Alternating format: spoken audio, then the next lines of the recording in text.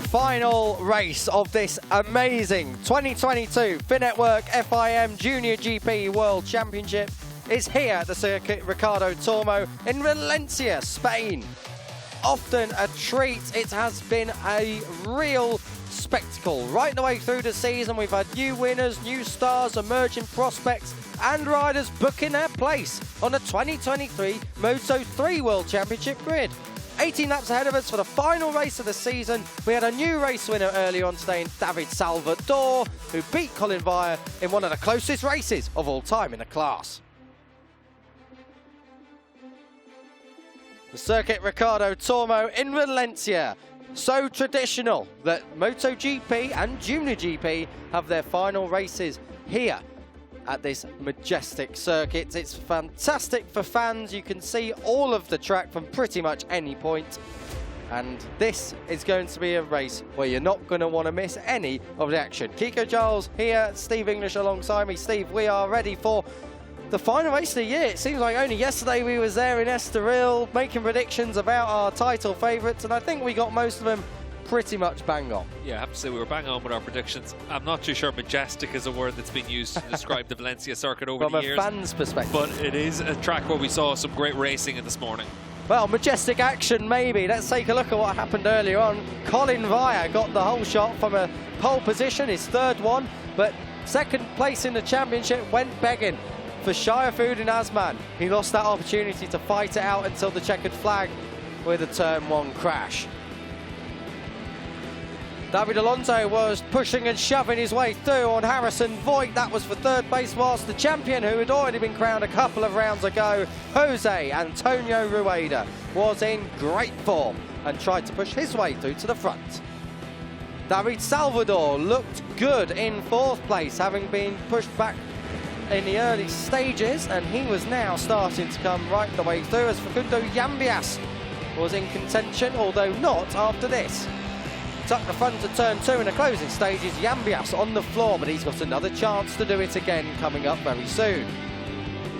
David Almanza from the 7th row of the grid was really in contention, even though he was running a little bit wide. But at the front, Colin Vire looked like the rider who had this in the bag. Angel Piqueras crashed out as his teammate Jose Antonio Rueda took the lead into turn one, contrasting emotions. However, into turn two, and there was this crash for David Almanza. He lost the rear, big high side for him.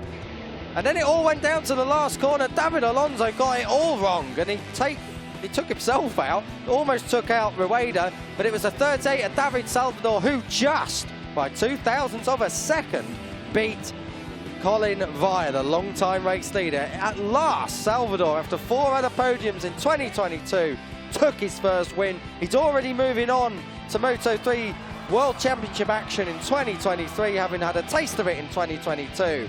He could be a star. Moving on, another one from this paddock.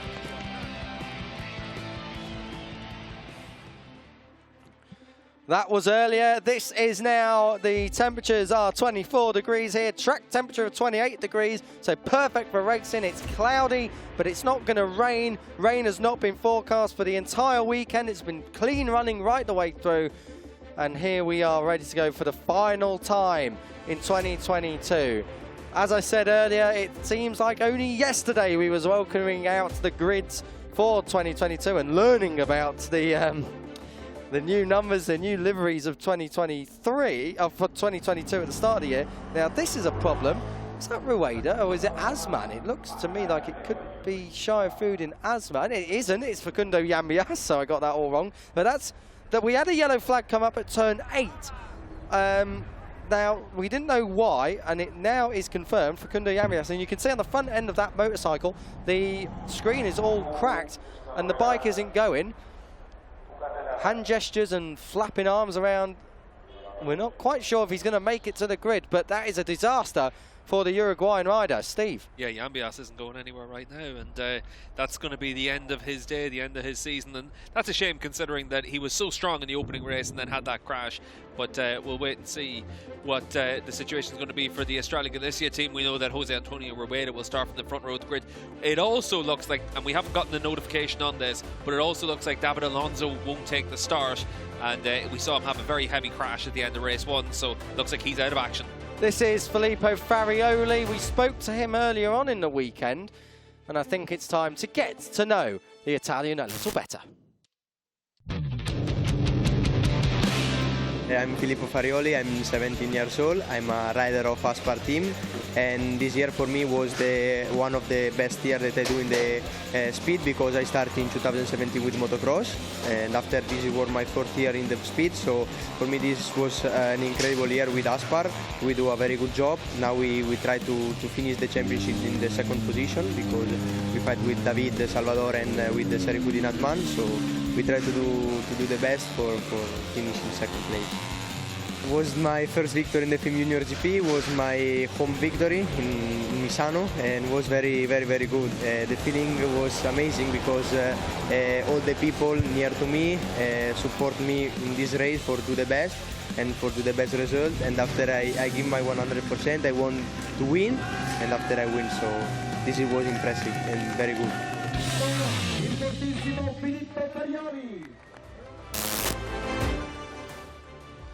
So Filippo Farioli there. It looks like he will take 3rd overall in the championship, because he's 24 points behind race 1 winner David Salvador. But I have a feeling this is going to be the man to beat, Steve. Colin Vire looking to make it 3 wins from 3 pole positions. Yeah, Farioli got a pretty comfortable advantage over 4th in the championship standings as well, so could change with the countbacks, but as it stands, he looks very much on course for that 3rd in the standings. But our pole sitter, Colin Vire, he looked really impressive in race 1, just didn't quite manage to get it across the line to claim the race victory, missed out by a few thousandths of a second, but expect him to stay at the front all the way through this race. 2nd on the grid, the number 22 David Almanzo. You saw in the race 1 highlights that he crashed out. That was at turn 2 earlier on. Almanza was given a back-of-the-grid penalty for slow riding in 4 or 5 sectors in qualifying, but that penalty obviously only applicable to race 1 start. He takes his normal position on the race 2 grid. Yeah, and he's going to be competitive all the way through, so keep an eye on the 22 as he chases his 1st win in the Junior GP class. Jose Antonio Rueda already with the title, 17 years old. 5 wins this season from Sevilla in Spain, but here in Valencia, it was his birthday yesterday. He's looking for that 6th win. Yeah, he's been very impressive all the way through this campaign, not just in Junior GP, but also leads the way in the Red Bull Rookies Cup. We have got close title fight on our hands. We'll just finish there. We was a little bit behind the schedule, I think, then. We didn't quite notice where we were, but we've got a close battle going on at the front of this field for victory. It's pride and glory right now. Colin Vire starts and pole ahead of Almanza and Rueda. Lanetta, brilliant in 4th. Salvador, race winner from race 1 in 5th. Farioli looking to upset the apple cart with a 2nd place pinching job in the title. He starts 6th. We've got riders all the way down. Facundo Yambias is 14th qualified. I don't think he's going to get out onto that grid. It looked like that bike was pretty broken to me. And if he is going to take part in this race, you'd imagine it's going to be from pit lane or the back of the grid. As we look all the way through, Angel Piqueras has got to come from all the way back in 23rd position. Lots of riders coming through. Zuratuza had a double long lap penalty. He ignored that. Then he got a ride through. That was earlier on in race 1. Can he come through again? We have got 18 laps ahead of us for the final race of the year, and it has really flown on by very quickly. Colin Vire, 95, Almanza, 22, newly crowned champion, 99, Jose Antonio Rueda in 3rd. That's Filippo Farioli, the number 7 Aspar bike. Just behind him, the 29 of Harrison Voigt. Just so you've got a rough idea of all the runners, riders and contenders for the final time this year. Steve, we're about to get underway. This is the warm-up lap. They'll do 1 lap, get on the grid.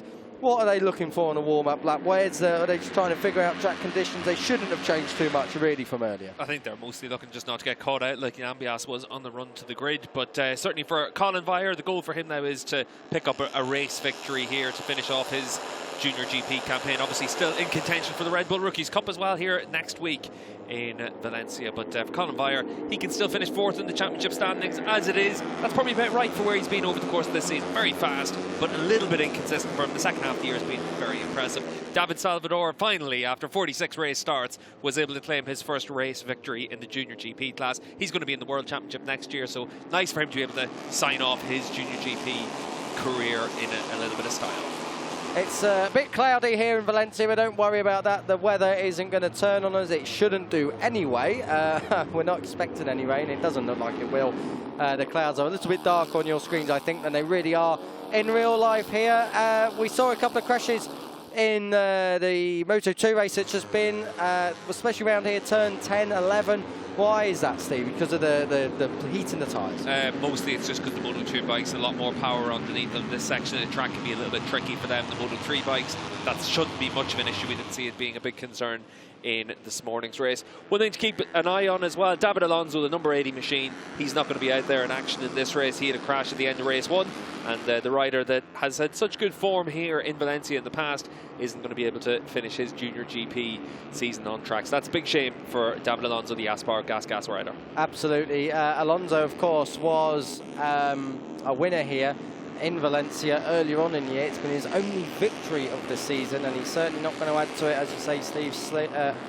Arm in a sling and out of it for the final race, and of course that might just impede him going to next week as well, with what he's got on the table in GP. But looking at Colin Vire, he's your pole man. He is also going to MotoGP. He's also on the grid for next year, 2023. He's on the intact Dynavolt Husqvarna. So he's got a different bike, well, differently badged bike for him for next year. But this is the start, so we're going to get underway for the final time of 2022. Where has the season gone? Watch the lights, they will go red, then they will go out, and we will have the final race of the season in Junior GP. Good start from Almanza, very good one from Rueda. Let's see if they can outdrag Vire to the line. Asman, the 63, looking on the long way on the left-hand side of shot. Now he cuts across. It's Almanza who's looking to get to the front and does do. Great start from Almanza. Oh, big start as well for his teammate Alberto Fernandez. I'm just about to say what a start he's got coming through the pack, but a massive high side at turn number 1 for him, and he has got out the front door in a big way. His teammate was briefly leading Almanza. He's been shuffled back to second. Lunetta's up to third with Farioli coming to up the inside, and Harrison Voigt got ahead of Daniel Sharil as well. Good start from Sharil, the number 32. But out front, Colin Vire. It's a repeat of race 1. Yeah, really good start from Vire, and also for Almanza in race 1 this morning. A back the grid penalty meant that he had to come all the way through the field. He was very fast through the course of that race before a late crash. Now he's in a position to really be able to end his season in a bit of style. But there's a few riders worth keeping an eye on as well. Luca Linetti on the number 58 machine as well. Linetti in the early stages of race 1 was very competitive, but then lost a lot of ground. This is Alberto Fernandez, I believe. I don't think it's Marcos Ruda. Fernandez was the one who crashed at turn 1. Let's have a look. Keep an eye in third spot. You're going to see just as he taps on the gas, he's just going to be looped over the top, and that is Ruda. It is Ruda. Wow, I thought Fernandez had made a good start. Apologies there. It was Marcos Ruda who had come right the way through the field. My goodness me, I didn't expect that. So all of the Finetwork junior team riders getting off to a flying start. Marcos Ruda, unfortunately, in a couple of different ways. One off the grid and then one off the bike. But across the line for the first time, AGR team. They had a disaster in Moto2. Colin Vire is looking to end that disaster here, but he's alongside Almanza. Oh, they're nearly locking together there down the straight, but Vire just holds on. Yeah, and you can see for Colin Vire in race 1, he was always looking to stay at the front of the field. Right now, he's got that little bit of a gap as well over Rueda. We've seen Rueda run out wide. We've seen another couple of riders run out wide further down the order. Looking maybe Cormac Buchanan. Cormac Buchanan, the New Zealander, just running off track. No jump start, so that's confirmed on our timing monitor. Just trying to find out where Ruda came from. He was a long way down, but either... Oh, he got a ride off track. Sharil, number 32, Sharil, he's off track there. Yeah, for Ruda, we didn't really see him factor in the first race just because he had a back of the grid penalty from the qualifying session. He had actually qualified quite competitively up inside the top 3 rows of the grid, so at least in this race, able to put himself in the right position at the start. Obviously enough, not where you wanted to be on the exit in turn 1. Looks like we're just seeing a lot of riders really trading places with each other now. The reason for that is we've got an awful lot of riders much more competitive at this stage of the race because those grid penalties aren't effective for the second race of the day. Yeah, we've got a bit of a faster lead group as well. Times are looking good so far. I can confirm that Facundo Yambias is out on track. He did make the start, but this is Daniel Sharil's moment, Steve. Yeah, you're going to see Sharil there on the 32 just into turn 4, the first right-hander of the lap, and mistake from him in the entry, but able to live to fight another day. Just for Yambias, it looks like he started from pit lane because he certainly wasn't on the grid on the 5th row of the grid. There was an empty spot there, so he started from pit lane, and now he's just trying to work his way through the field, but he's got about 10 seconds to make up in the leaders. Yeah, he's got a long way to go, and a short time to get there. 16 laps to go, and it is Almanza who briefly leads Via on the brakes. How many times have we seen it? Not just this year, but this round, especially into turn 1, as Harrison Voigt runs out wide. And then comes straight back in front of Linetta as well. That's a little bit on the limit there from Harrison Voigt. And you can see there on the limit, David Almanza as well. That's where he had his crash at the end of race 1, and a big slide through there. Creates a bit of a gap to Colin Vire. Rueda needs to get through now in the number 99 machine. Otherwise, his big rival, Colin Vire, might well be in to open up a gap. Yeah, Rueda there in 3rd place. Looks like he's really eager to come through on Almanza. Almanza a little bit loose and lively here.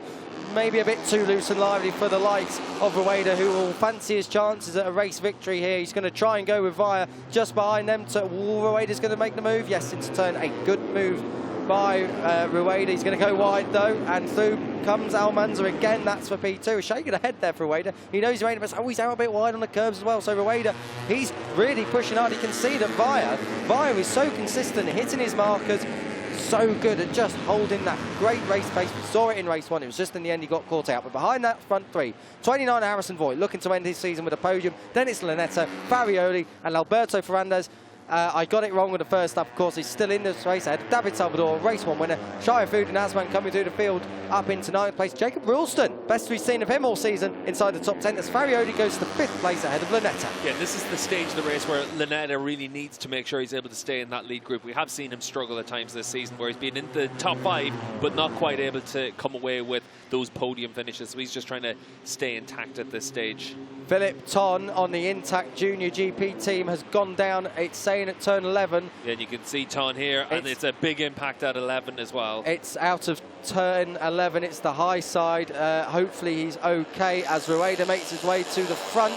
Nice couple of moves by Rueda. Into turn 1 he was in. Oh, contact there with Colin Vire. But nice move into turn 1 to get through on Almanza, and then down in towards turn 2 he tried to make the move on Colin Vire. Vire though fighting back straight away. A 140.007 for Harrison Voigt. The name's Voigt in 4th position, looking to try and bridge the gap to the leaders as Rueda goes into 2nd. I'll tell you what, he's not going to make it as much of a spy though, because that included that big run out on turn 1, and that's the advantage you can get from that. Good to see Philip Ton up on his feet. Ton scored points in race 1, not so in race 2, but good to see he's up on his feet and walking away. But the gap that Vire and Rueda and Almanza were sporting due to the battling has unsurprisingly gone, because Harrison Voigt, with that fastest lap of the race by a considerable margin, is in 4th place.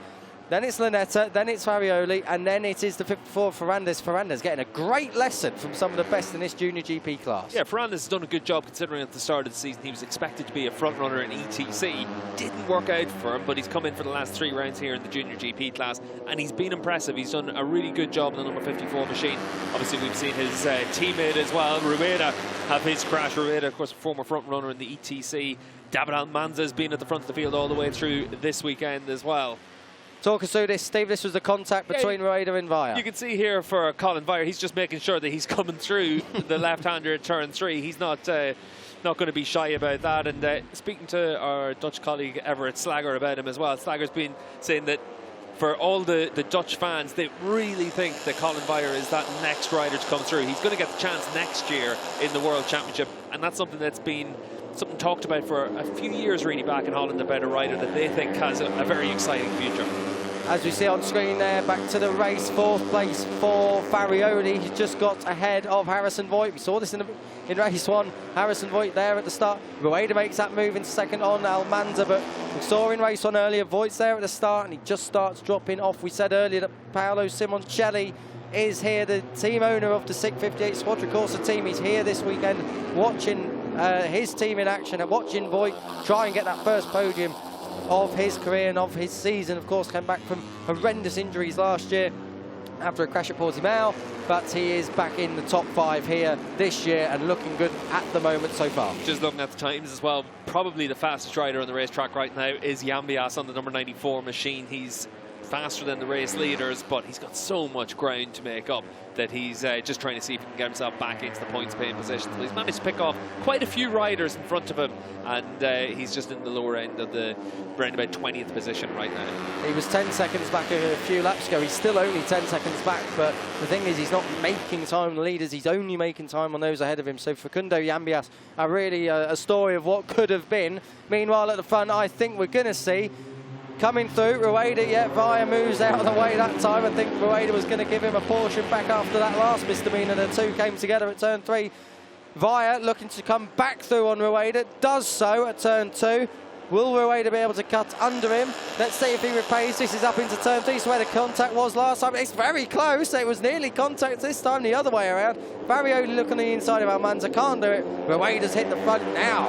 Yeah. Can Rueda break away, or will Colin Vaya need to fight straight back? Rueda knows that he has to be aggressive with Colin Vire as well, and the reason for that isn't so much about himself and Vire, it's about the riders behind them. Farioli with a new fastest lap last time around. He was a race winner at Misano. He's had 4 podiums this season already, and he's been very competitive pretty much everywhere we've gone. He's 3rd in the championship standings, but he wants to pick up that 2nd race victory before he also moves up to the World Championship next year. So a lot of the riders at the front of the field, Rueda, Colin Vire and Farioli, 3 of the top 4, they're all going to be in World Championship action next season, so they want to finish off their junior GP careers in a bit of style. Lunetta down the inside though on the AC racing bike. It's been a good day for that team in the ETC. He wants to try and get away with his first podium of the season as well now. Absolutely parked on the inside at turn 11. Great stuff from Lunetta. They're battling though with that. Him and Ferrandis are battling. That's going to cost them time. They're 6th and 7th at the minute in this group, but that is always likely to change. And it's about to, wow, Ferrandis using up all the inside road and a bit more there. Runs out onto the green. That'll be a strike against his name in race direction. Yeah, he's using it a fair bit more in the exit there, but that's what can happen in the Moto 3 class. And the reason for that is all these bikes have to carry so much corner speed that it really is very easy to run in a little bit hot. You can see Colin Vire hits the front of the field, but this is where Rueda is going to put his bike in a position to be able to attack down in towards the left-hander at turn 2. I can tell you that the fastest lap by Filippo Farioli is actually a new lap record in this class, so good stuff from Filippo Farioli in the 39s. It's the first lap we've had in the 39s in Junior GP around Valencia. Now at the front, Rueda ahead of Vaya, ahead of Almanza. Those 3 are the top 3 consistently. They're just not consistently in the same order, but good stuff from Rueda so far. Vaya in 2nd, Almanza 3rd. This is the kind of stuff that we've been seeing all season long. No one has really been able to put anything towards Rueda. Rueda has had a couple of dominant wins, but generally speaking, this is how this year has been. This lot battling elbows out right from the start. And Rueda ahead of Vaya. You just wonder if Vaya, had he started the season like this, whether Rueda would have had it all his own way, right the way up to the point where he took the title. That's tight for P5, and that is Lunetta absolutely shoving Harrison Voigt out onto the curb. Voigt goes from 5th back to 7th. Yeah, and you have to say that certainly for Colin Vire, what we've seen from him over the course of the second half of this year has been so impressive. It's just that he gave himself that little bit too much ground to make up, but he's been very impressive all the way through the second half of the campaign. Harrison Voigt, though, with that big slide, and you can see just how much just a slide can cost you the momentum and a lot of spots. He's got a lot of work to do now. Costs momentum, it pushes you off onto the curb, then you might fall the other side of the curb onto the green. It causes all kinds of problems, and he loses time. Look at Vire through on the inside with 11 laps to go, aggressive as he likes to be. Colin Vire moving on through. The number 95 hits the front again, defends his position very well as well. Rueda's sideways on up the inside of Almanza, can't get the job done, and Farioli is just waiting for all this to kind of explode, I think. Yeah, and you have to say that for Colin Vire on the 95 at the front of the field, his high marks this season, where you see his true talent, has been so impressive. But the problem for him is he's had 4 non-scores as well, whereas Rueda has been very consistent all the way through the season, and that's why Rueda has been able to win this championship. But in the Red Bull Rookies Cup, only 11 points separating them with 2 races remaining, and I think that's probably been a much better indication of how closely matched they are. Yeah, Via, real big talent. We were saying earlier as well that if only he'd shown it from the start of this season. But Via, at the moment, leading quite comfortably, a little bit wide at turn 8, but moves on through to hold on to the lead. Not the same further back. This front 4 are just starting now to break away because the 3 behind, Lunetta, Ferrandez and Voigt, are making mistakes. They're not consistently hitting their markers. Yeah, unfortunately, it's similar to what we've seen all the way through this campaign from Lunetta, where he's been able to be very fast in the early stages of the races and then just gradually drops down to 5th or 6th position. So a little bit of ground to be made up for him, but it has still been a pretty strong campaign. He'll go into next season very confident about being able to be a front runner and a podium finisher next season. Via pushing Almanza out onto the curb there in the braking area for the final corner. That would have cost Almanza some time as he's out on the slippery stuff, out on the marbles. He can't get it turned. But Via, the one who's leading, we've got track limits warnings all the way through this field, but no one really troubling at the front as Via holds on from Almanza and Rueda there in 3rd. 4th for Farioli, Lunetta 5th. Still Farioli well out wide. That'll be a strike against his name again, as Ferrandez and Voigt complete this 7-rider field. If you're wondering where race 1's winner is, David Salvador not in this lead group. He's 8th place. You might seem flash through the shot in the back, but nowhere to be seen. He's lost a lot of pace compared to race 1. Out front though, Via doing the business. This is exactly what we saw early on this morning, and it's what we're seeing again in the last race this year. Yeah, for David Salvador, he lost a spot as well to Ángel Piqueras, so Piqueras picks off the race home winner. As it is, Salvador's at least been able to finally get that gorilla off his back by claiming a race victory here in Junior GP. You can see for Almanza though, down the inside of our race leader Colin Vire, and he's able to hold on to that position, so nice move. Yellow flags at turn 5, unsure for who that is. We'll pick that up in a minute. It may well be Daniel Sharil, it looks like, on the timing is it screen. Yambias? It could be Yambias. Yambias is the one dropping down the order here on our timing monitor. It is Facundo Yambias. So Yambias, an eventful race too, once it eventually got, oh dear me, fisticuffs, what's going on here? We saw Sharil lose a few spots on the timing screen as well, so maybe an instant between those 2 riders as Yambias made that progress up through the field. Big shame though for Yambias, because he's actually been quite strong all the way through this weekend, but nothing to show for it at the end of a crash in race 1 and now this incident in race 2. Points make prizes, and to get to the points you've got to finish the races, and unfortunately for Yambias that's not been the case.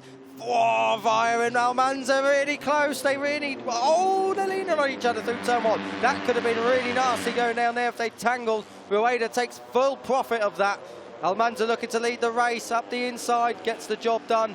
Vire finds himself back in 4th, but they were weaving across the straight there, very, very tight indeed. That could have been a real problem if they'd touched. Lunetta now beating up Vire as well. Vire's going to get the cutback though, surely no problem. Yes, indeed he does. So back to 4th. So Vire, disgruntled, was leading across the line, now back to 4th. Yeah, and this is where the likes of Lunetta now have a real chance to be able to stay in this group and be able to fight for it. Ferrandez on the 54, obviously stepping up from the ETC isn't easy. He's now also got a chance to be able to fight it for the podium. Have a look at they come down in towards turn 1. Almanza on the 22. Colin Vire though gets hung out dry, and he ends up losing quite a few spots, and more importantly a lot of momentum, and in the Moto3 class the M is for momentum. You've got to make sure you're able to carry those corner speeds.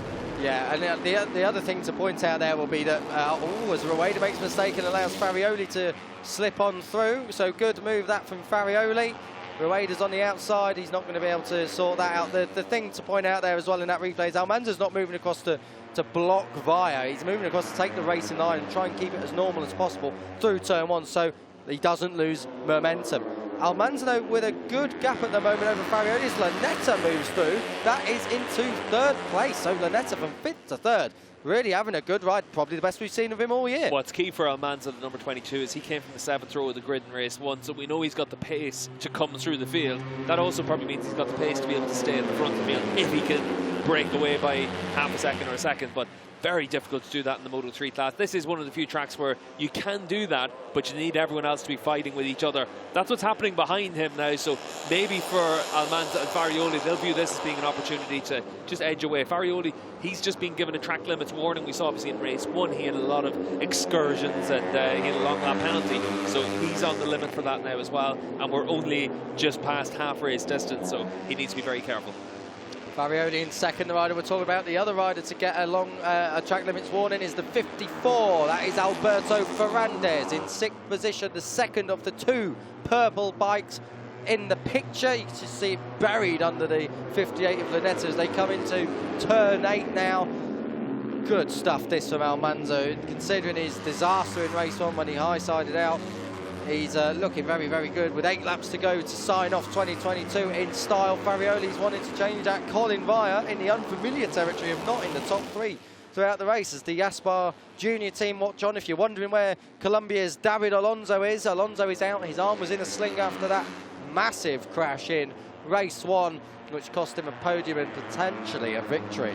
But if you're wondering also where the race 1 winner is, David Salvador is down behind Jacob Ralston, who's come through up to 8th place. It gets a bit close with Lunetta and Ferrandez, but Jacob Ralston really grown in stature as this season has progressed and come to an end. He'll be one to look out for next year. But with 7 laps to go as he cuts the line, Almanza still leads, Farioli and Rueda there in 3rd place. It is Vire in 4th, Lunetta 5th. Yeah, and certainly for Ralston, we saw him claim his first points a couple of races ago. Now he's trying to make sure he's able to come away with a top 10 finish. So that's good to see from the Aspar rider heading into the winter and indeed into next season as well. We've got a track limits long lap penalty. That's for number 91, Kotaro Uchiumi. So that's well down the field on the brink of the points, but that's a bit of a disappointment for him. Tough weekend for Uchiumi as well. We saw him out of action in race 1 after transgressions for him on track as well. So now a long lap penalty, long lap penalty from there for exceeding track limits. Hasn't been a good end to the season. No, a bitter end to a tough year anyway.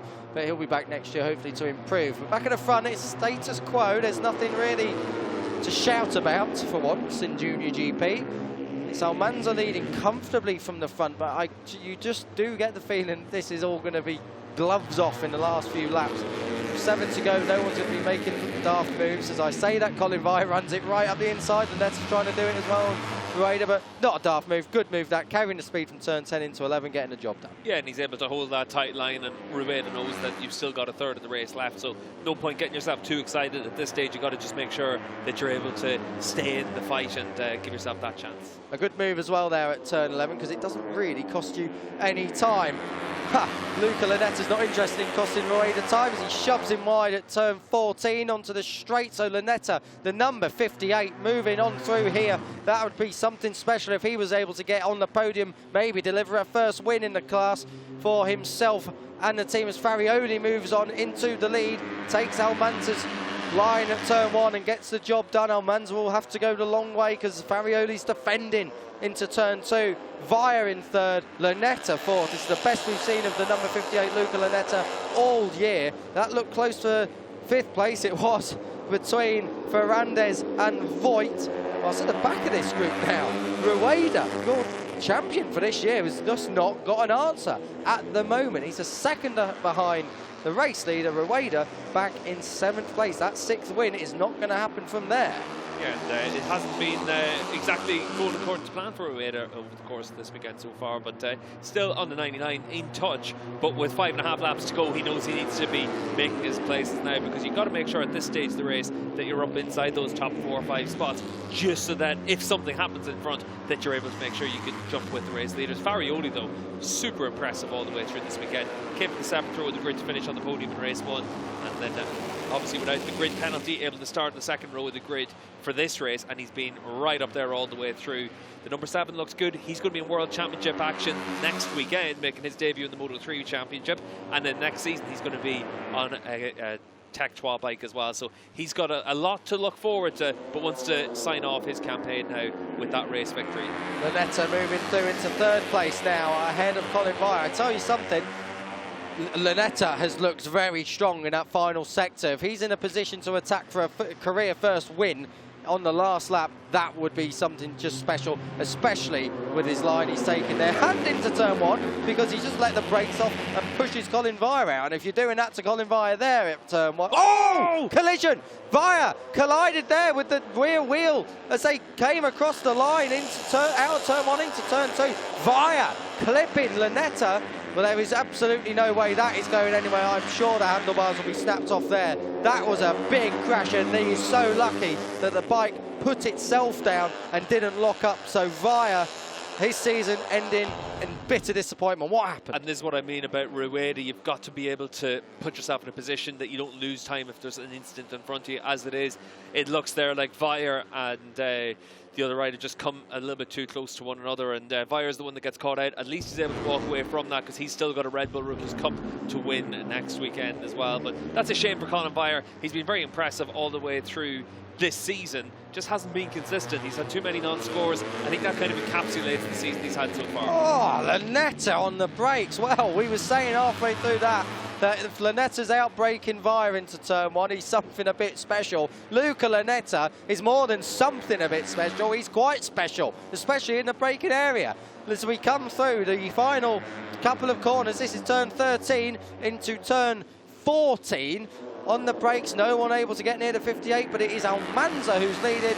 Alex Gordon has crashed. That is further down, way out of contention, but hopefully he's okay. Almanza leading ahead of Lunetta. Yeah, Morossi involved in that as well. We saw Morossi have his issue in race 1 as well, but Lunetta, he's putting down a marker now for next season. He wants everyone to see that he's going to be one of the guys to beat next campaign. He's been up there inside the top 5 or 6 for most of the second half of this season, but hasn't been able to come away with the first podium. This would be a big step for him to get ready for next season. The leader's gone down. I can't believe it. Same corner. He lost the rear in the first race. He's lost the second in the, he's lost the front in the second race, and he's lost it altogether now. But that is a disaster. That David Almanza, turn 2, the curse of turn 2 has caught him out twice. Oh dear, we got another rider down. That looks like Bouazri. It's something's down. Yeah, something's down. We've got a race. We've got a red flagged race here.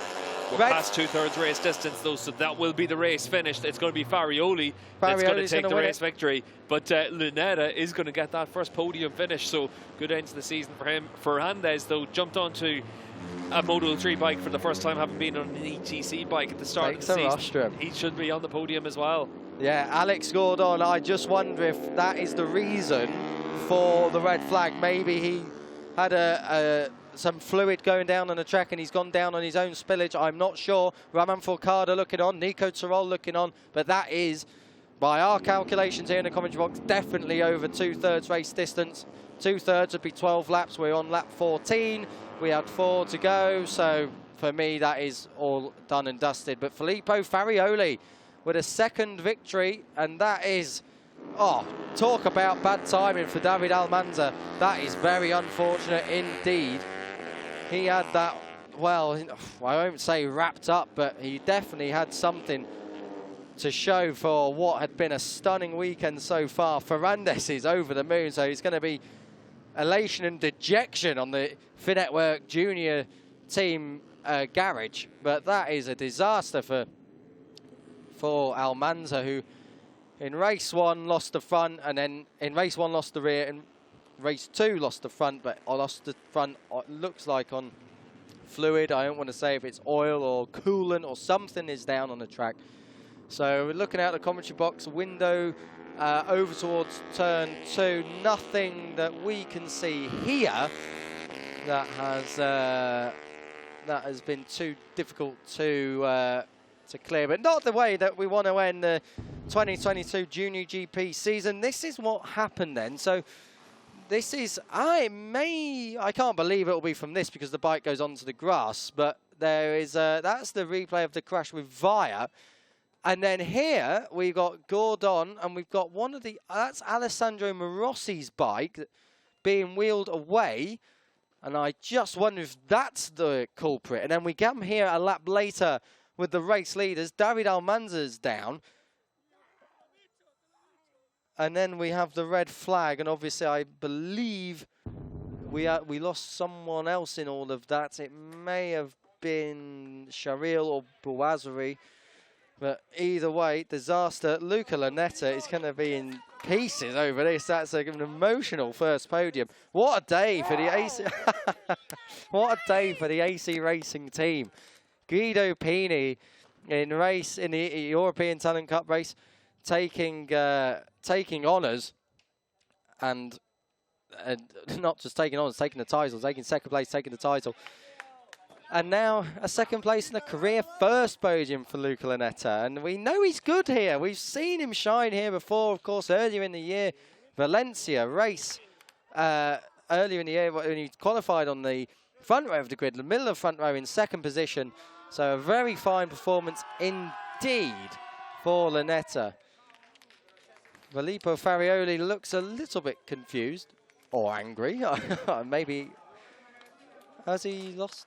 Our timing screen has just updated. Farioli was given the win, but he's just had it pinched back because David Almanza has been reinstated with it. That's why he's on the way to Parc Ferme. Now, I believe, I think they have got the bike back. David Almanza has taken the victory, a first in the class. Wow, I don't believe what I am seeing, because that literally... I wondered why Farioli was angry, because it would have been his second career win, and I am not a motorcycle race, but I presume when you win a race, it's a very happy moment. But because Almanza led over the line ahead of Lanetta and Farioli, as we see here, that's the reason it's gone back. It's gone back to the last lap, which is very strange, but it's what has been given.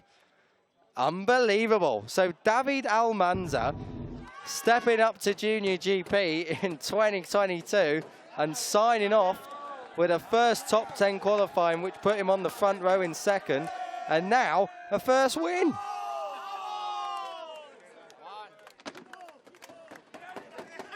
Of course, Almanza has been on the podium. This was back at Jerez in similar circumstances. That was a penalty which benefited Eddie O'Shea that day. Almanza benefiting because he went to second place. And it is now Almanza who inherits a victory. Farioli, I mean, he'll be angry, but he'll also be relatively pleased with third. It locks in third in the championship. And this man, Luca Lanetta, well, emotions will be in full flow for him when they head back to Italy. But Luca Lanetta from Rome, 16 years old, never had a podium. His best result coming into this round was a 5th place.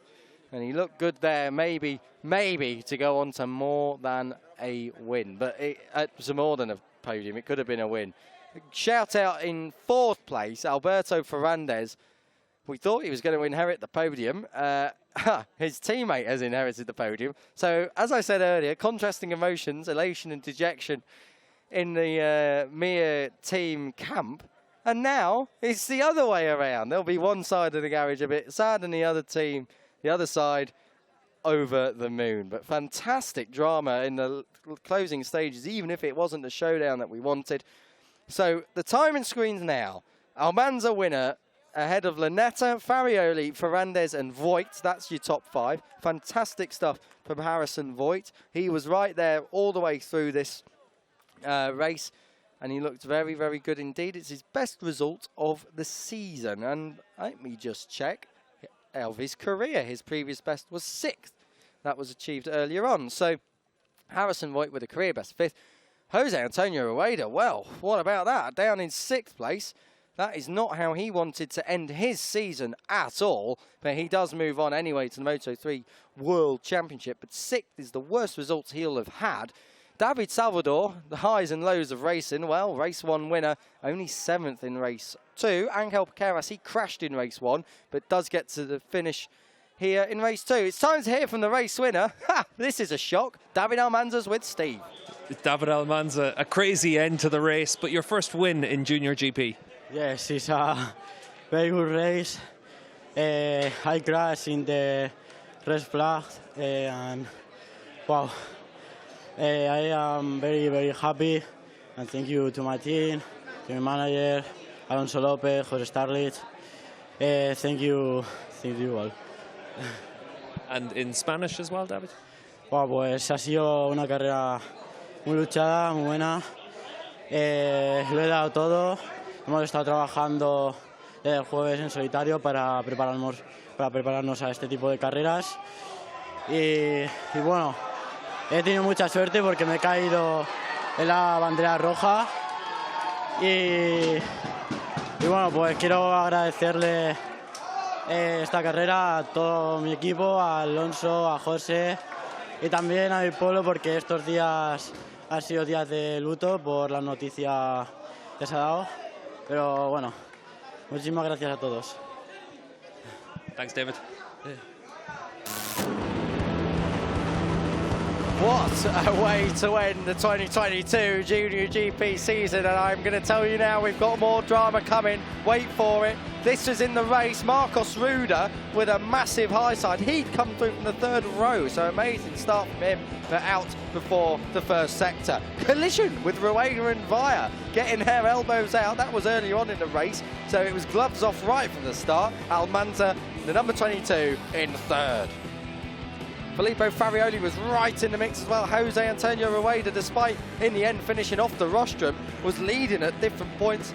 The champion proving why he is number one for 2022. Luca Lanetta was the man on the move. He put aside some of his rivals. Harrison Voigt lighting up the rear end, coming through turn 11. Whilst it was Almanza who put this move on Via. And then as the two battled, it was going all the way to the end. Rueda came through. Soon enough it would be Lanetta who came on charging through to number 58, doing a fantastic job to put himself in a good position. Via was in the podium positions as he and Rueda continued to swap places. Lanetta trying to take the opportunity and doing so often, so strong in the final corner. Farioli went to hit the front, whilst Harrison Voigt was just behind, trying to keep it all under control and stay in the top six. Down into the final corner, Lanetta got ahead of Via and then did him on the brakes into turn one. But wait for this, the two collided on the exit as they went for the same line into turn two. Via on the floor, and that was that. There was also an oil spillage which took out David Almanza, Teo Gordon and a few other riders. This was Almanza just out on the oil. For that, the red flag was shown, and after a little bit of confusion, David Almanza taking a first win in the class, a second podium, just his second win in the entire Junior GP paddock. He's thrilled. And the drama continues because Luca Lanetta was given a 6-second time penalty for irresponsible riding. We presume that is for the collision with Colin Via. That means he has lost his first ever podium, and Filippo Farioli, having been a bit confused and then a bit dejected about having his win taken off him for Almanza's reinstatement, inherits second. And when you was hearing that interview with Steve English, who's back alongside me now, that was why the cheers were, because Farioli had taken P2 and Alberto Ferrandez, after all of that contrasting emotion that I was on about and waffling about for the Mir team, it's on the podium. So in the end, almost everyone's a winner. Yeah, pretty crazy end to that race, and Almanza celebrating, and just down in Park Fermin, just trying to find out what was happening. Coincidentally, I'd just gotten a message from a colleague of ours, Neil Morrison, who's got nothing better to do than to sit and get ready for Moto3 action here next weekend, and Neil just confirming very similar to what we saw in Moto2 in Thailand already this season. When the leaders cross the line, they will be credited with their position. Everyone else that hasn't finished that lap will then be based on their positions the previous lap. So certainly for Almanza, it worked out quite well. For Farioli, he was very disappointed with that, but another podium for him. Good end to the season. 6 podiums this campaign, 3rd in the standings. It's been really good for Farioli. He's got something to build on going into next week here in Valencia, where he'll make his Moto3 World Championship debut. But really good to see Ferrandez up there as well. I think that Lanetta, he'll feel rightly a little bit aggrieved about the 6-second penalty and losing his first podium, but this is certainly a situation where he's been able to show an awful lot in this race for himself.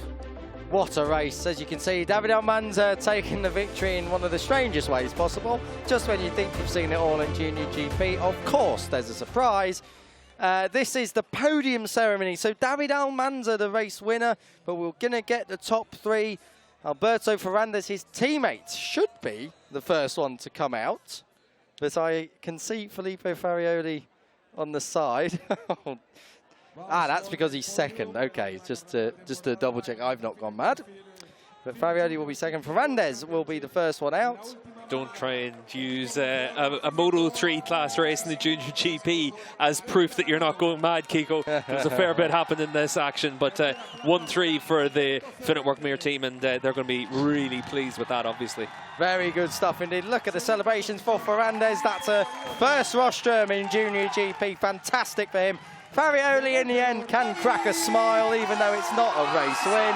But listen to the cheer for David Almanza. That is what it means to take a first win in a class. It's only his second in that whole paddock. He took a win last year at Estoril in the European Talent Cup race. He had a podium in race 2 in Jerez earlier this year in Junior GP. And he's back on the rostrum. This time, it's back on the top step of the box.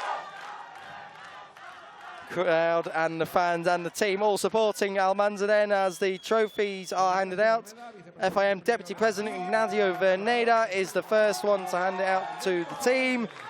2 of the Finetwork Mir Racing team bikes on the podium. I said earlier that they are one of the most professionally turned out teams in the paddock, and they really are on the road to success.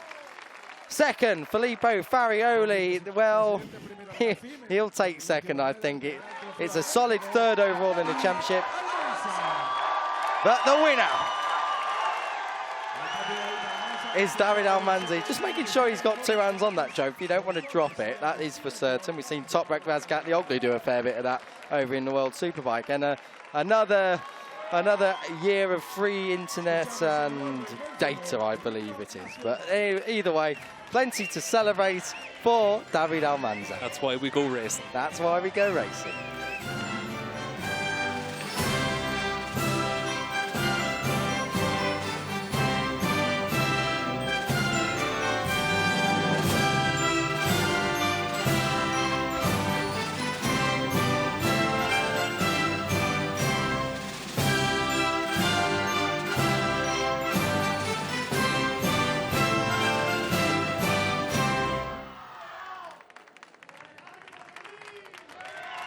So Almanza becomes another new winner in the class. He will be the 26th different Spanish winner since the class was introduced as Moto 3 anyway, with 4-stroke racing in 2012.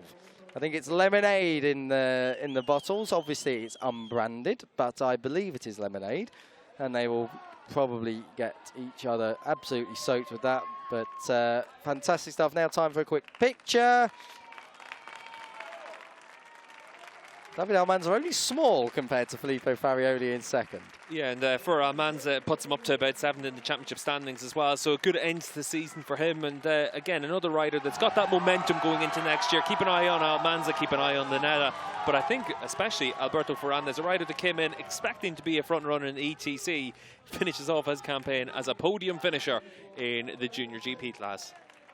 A fantastic end to the 2022 season. We should be getting the championship standings very, very soon, and we can bring you the final results of 2022 Junior GP action. Lemonade on the head there of the team boss, but it's Rueda who comes out on top. 74, that was done and dusted. Salvador holds on to second ahead of Farioli. Asman fourth. Piqueras, Vaya, Alonso, Boisri, Cruces are the top 9. As we wait to see where race winner David Almanza turns out to be. But I have a feeling these standings are also not updated. Second time, so don't worry about these. We can find it all on the FIM Junior GP website in the end. The championship standings, though, all you need to know is Jose Antonio Rueda is ahead of second place David Salvador, who won his first race earlier on today, and third place goes the way of Filippo Farioli. So it's Spain, Italy at the top. Plenty of things to get our teeth into. And of course, you can check out the FIM Junior GP World Championship website for all the latest news, entry lists, rounds, calendar announcements and more. And you can check out our YouTube channel where you can watch all the full races back live and uninterrupted.